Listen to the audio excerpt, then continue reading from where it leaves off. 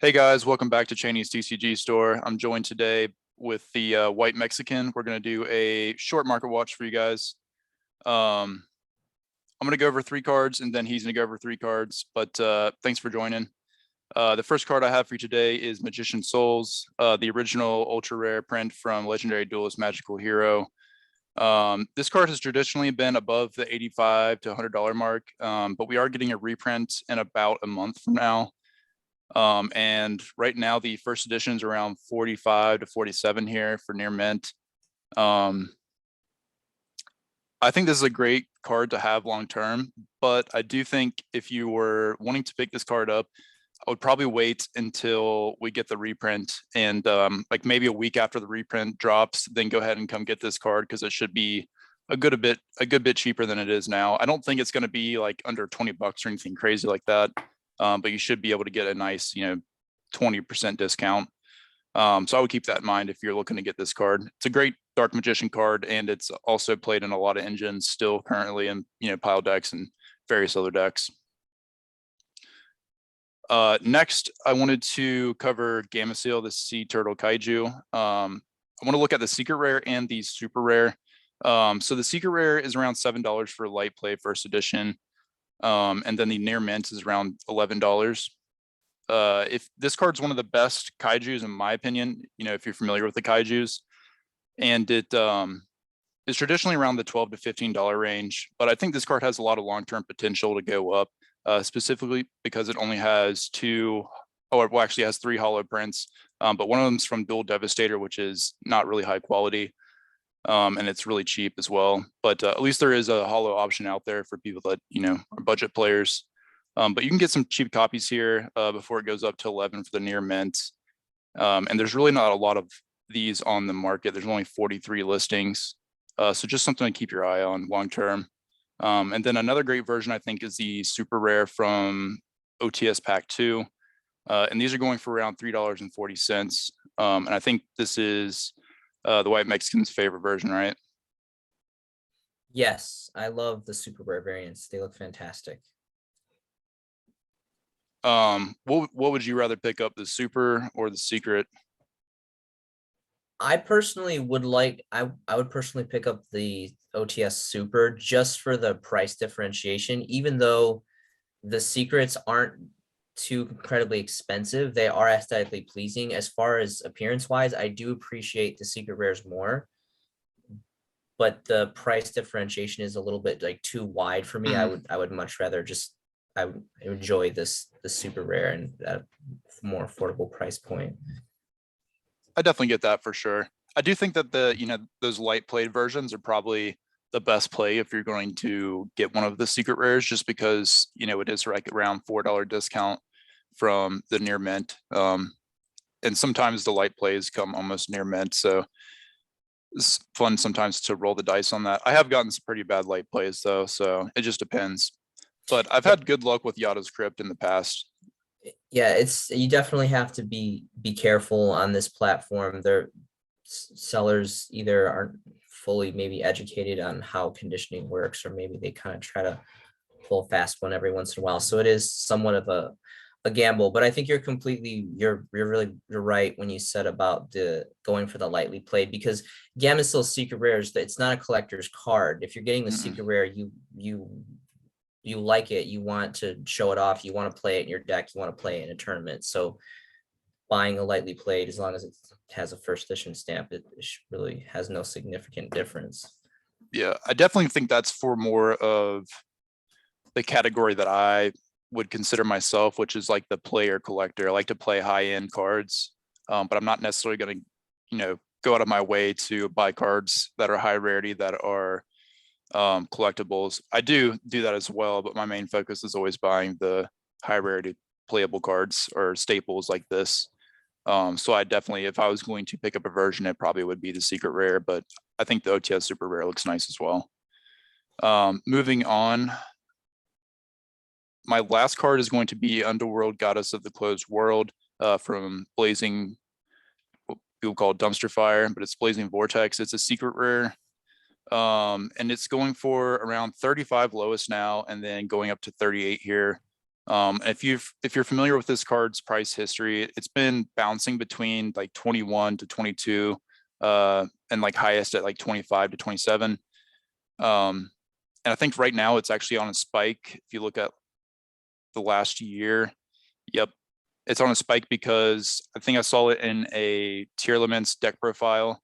It could have been Spice, but I'm like 95% sure it was tier limits for the OCG. So I think people are expecting this to be good here as well. But my only note is that we do have the Megatins coming, I think around a month after Power of the Elements. So this card's going to lose a lot of value. So I don't think it's really worth to pick this card up for $40 to only have it for a month before the reprint drops. But, you know, that's completely up to you. I understand if you're playing this card right now and you don't want to let go of it.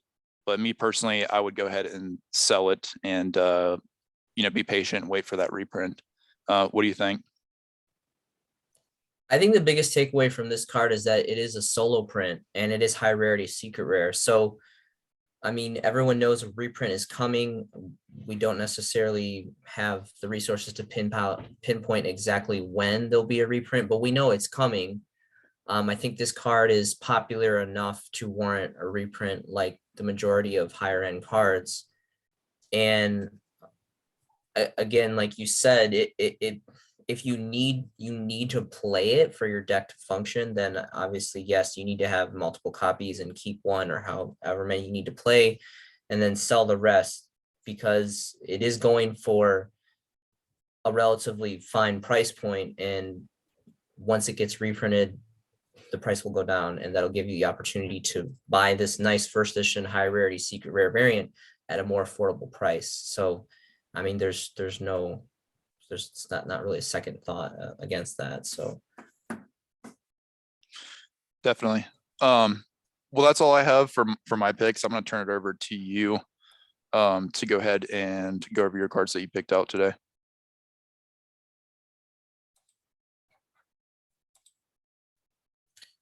all right, so thanks again for everyone that's joining us this evening. My first showcasing is going to be Harpy's Featherstorm.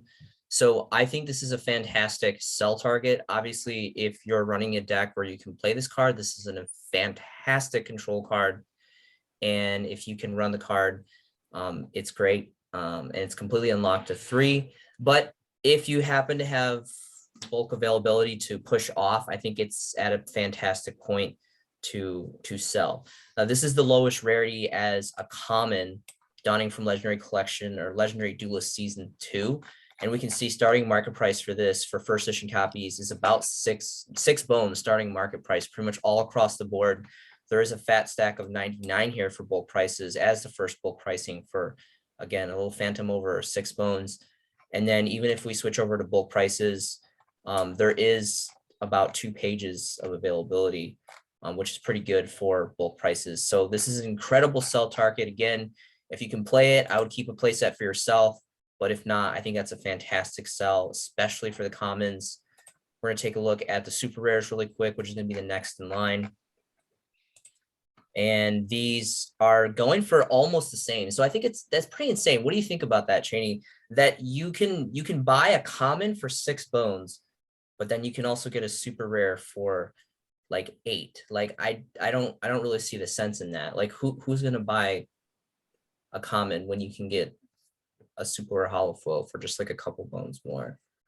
Yeah, see, I'll tell you, because I have this card, and I actually originally had the commons because they were dirt cheap, and I was playing it in just like one of my side budget decks that I have. And what I did is when this card spiked, I just sold all my commons and purchased the ultra rares. You know, because there wasn't that big of a price difference. I think I sold the commons for like $5 and bought the ultra rares for like $7.50 at the time. So to me, that was worth the upgrade. If you have the commons and you wanted to play this card, the way I would probably go about it is go ahead and order the version that you want, and then when you have it in hand, just go ahead and sell your commons. And the Duelist Saga ultra rares are just amazing aesthetically. I'm super obsessed with Duelist Saga. Duelist Saga has a very unique history where it stands alone to the date, the only TCG set to have this special like lightsaber looking ultra rare foiling. Really, really fantastic. Very, very unique. And they look fantastic. Like you said, you have the ultras yourself. Mhm. Yes, they look great. I had several copies of the ultras myself. I've already sold or traded them just because I personally had no use. I don't run this like win slash wing beast type decks, so I had no use for it, and it's obviously raised to predominance in popularity and increased in value. So I pushed mine off, but an all around fantastic card by all means. And this as well. It's just interesting because the supers you saw, we just reviewed, the supers are going for like around 8 bones, give or take, first edition copies. And the ultras are literally not even like for lightly played, they're not even going for a bone more. So like that's just insane to me. Like, and coming from me, someone who doesn't really isn't a fan of ultra rare. Granted, this is Dual Saga. Dual Saga is very unique and it's part of the very small pocket of the market that I do appreciate ultra rare. How could, like, why would you get a super rare when literally like less than $1 more you can just go and get the very unique Duelist Saga ultra rare variant? To be honest with you, this is one of those cards where people aren't interested in having this long term or investing into it as like a cool like collector's holo card. They just want to pick up the cheapest version to play with, because you have to remember, like, the only deck running this right now, Lyrilisk was running this, and at the time that was a little bit more expensive. This card was a little bit more expensive. This was more like 15 bucks.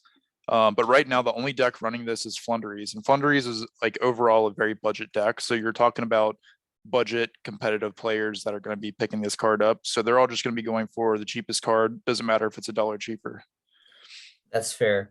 I actually just ran into a player online who is actually playing a Harpy Lady Tri Brigade blend, and they were running these, and I Yeah. actually lost to this card. I lost one of the games. I ended Oh up yeah, this taking, card's brutal. yeah, I don't remember if I took the match or not, but I know I lost either game one or game two because I was playing zombies and they completely just shut down my board. So an all around amazing card. Did you have any other thoughts on Featherstorm before we move on?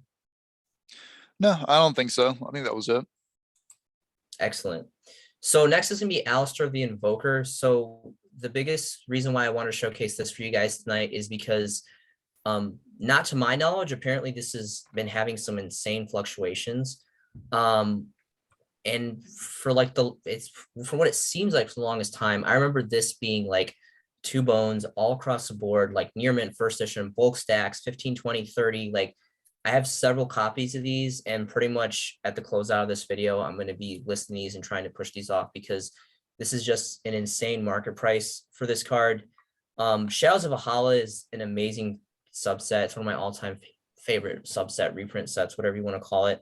And this has always been one of the secret rares from this subset that I've always targeted. And every time I found it in a binder at locals for like a trade, or I found listers that were selling it for 2 and under, I picked it up in bulk prices because this card is aesthetically great. It's an amazing card. The invoked engine is splashable. It's a relatively fan favorite, if I'm so bold to say. And also, again, it's a nice rarity of secret rare. And looks like starting market price is going to be about nine plus, give or take, for these first edition variants for the secrets. And we'll switch over to bulk prices, and it's pretty much the same, nine plus, all pretty much across the board. What did you think? Because I think you, Cheney, you also picked up these when they were like literally like so much more affordable as well, didn't you? Yeah, I did. I picked these up, I believe around $3.50. I've had a lot of these come and go, because I've seen this card have plenty of buyouts over the last couple of years. But I always pick them back up when they go back down in price, just because I do believe in the card. It pretty much always, it does. Every time it goes down, it goes back up at some point. The thing you have to remember, this is Invoked is one of the longest lasting competitive engines in, modern Yu-Gi-Oh! Next to Shadal. So it's just gonna, as long as they don't, get rid of or, ban or limit some of the engine cards, this engine will always see play. At least for the, the coming future. It's always going to be a good rogue deck. And it finds its ways like in and out of formats. Like a lot of times after a ban list, when the format's not really defined yet, Invoked Shadal comes in and, you know, steals the wins. So it's a great engine. There's a lot of control aspect to it, and I think that's why a lot of players are drawn to it, because it has great control. I mean, who doesn't like a great control card? Was there anything else that you wanted to touch on as far as Alistair? No, I think that was it. Do you have the super rares as well, or do you just have the secret rares? I only have the secret rares. I've never owned any other variant. So, well, there's only 2 variants. So yeah, I've only had the secret. Actually, rares. they have a gold rare alt art. Oh, they do? Mm-hmm. I feel like, you know what? I'm very surprised that this hasn't come as an OTS ultimate rare yet. I feel like that would be amazing. But they did. I feel like it's such a popular card. It's such a popular engine, and it's like one of the main cards. So like I don't know how I think this is a great candidate for an ultimate reprint. Let's just say that. Yeah, they did give Invocation to ultimate rare though, so that might be showing favoritism, giving them 2. All around amazing, one of the best fusion cards. So I mean, it's no surprise there, and a great card in general. Shiranui Solitaire is going to be next. So Diffo donned quite a bit of zombie support, and this may or may not be directly correlated. I mean, I guess each player has their own opinion, but it's pretty clear to see that there's been an increase in fluctuation in zombie players or zombie engines. You know, we have Eldritch and we have like the zombie horde engine, which has grown to predominance. And this just happens to be one of the options you could potentially run to get your Unizombie out. That's personally what I use it for. I don't know if there's any other hardcore zombie players that use this. I know some zombie players actually full on bleed in the Shiranui engine and text and have multiple Shiranui cards that they run. I personally don't. This was really one of the only Shiranui texts that I've ever really used since playing zombies, but that's what I use it for. I just use it to bust out potentially Unizombie. I am currently not running this card. There's been certain builds where I've ran a whole playset, but I'm currently running this card at a fat 0. So maybe I'm doing it wrong. Maybe I'm doing it right. You know, everyone kind of has their own thing. This increases pretty quickly here. We see starting market price and this is the original Dark Illusion Ultra Rare OG prints here.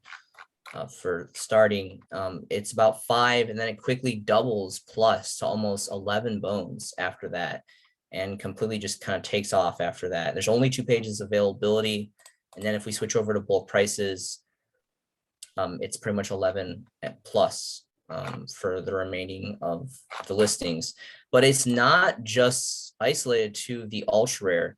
The commons, even the commons here from Zombie Horde are going for about 5 plus, and they continue to triculate more value as you go down the page here, which is incredible. I mean it's a common, and you know, granted, Zombie Horde is an expensive structure deck. For the longest time, the engine and the structure deck cards were solo prints. For the longest time, we only had 1 variant of Banshee and 1 variant of Doom King and all that stuff. But I think it Ghost of the Past on the first reprints for those, right? Yep. And you know, now there's a little bit more of availability, but I think this still being a common structure common, I think this is an incredible price point, and I think this is a great sell. What are your thoughts on this? So for the $5 range, I wouldn't sell it. For one, this card goes up to $750 pretty quickly, but I do think you'll be able to successfully like offload these around $10 at a certain point. Because again, this is the highest rarity printing of this. For the commons, oh, this is the commons. Sorry, this is commons, the common. yeah. So yeah. what I wanted to ask you is, so does anyone use this? If you're the players that are playing this card, 1, 2, 3, whatever it may be, does anyone use this besides to whip out their Unizombie, or is that the only thing? Like, what am I missing here? Glow up bulb. Does that have 0 defense? Yeah, I'm pretty sure. You mean the dark one, Dark Bloom or whatever? No, or the OG actual no, glow not up, that. Not 'Cause that one. glow- The one that came out in the structure deck. The one Okay, that's yeah. You're talking about dark blue. I was gonna say because the glow up bulb's still banned, isn't it? yeah, it is for sure. I always get their name something similar. Yeah, they're very similar. So I simple mistake. I totally understand that. But yeah, I can follow that. Yeah, dark bloom. I haven't that's- played this deck in year. This was the first deck I built when I returned to the game. So I couldn't even tell you. You know, I remember playing this card, but I just don't really remember what every card does or the certain strategy. I would say like the commons I would get rid of for sure. The ultra rares I probably wouldn't get rid of yet, especially I'm not sure what they're going for. Was it like $10? 11. 11? Yeah, I would probably hold on to the ultra rares. There was one listing of 2 for like 5 something, and then the very next listing it was going for like 10 plus. So Yeah, well, at 550, that's a pretty good pickup for the ultra rare, but especially for the original print, which I think is Dark Illusion. no. So the five market price was for the commons.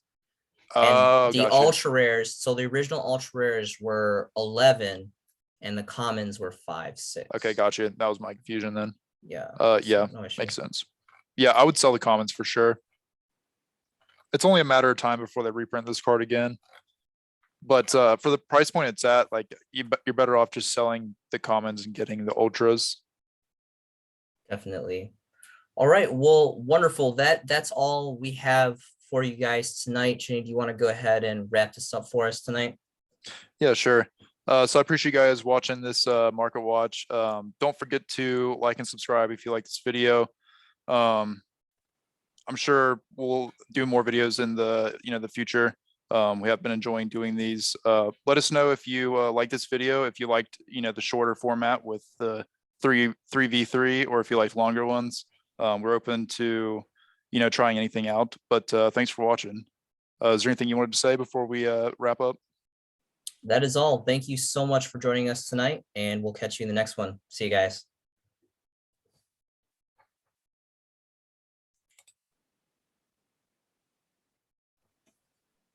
You good?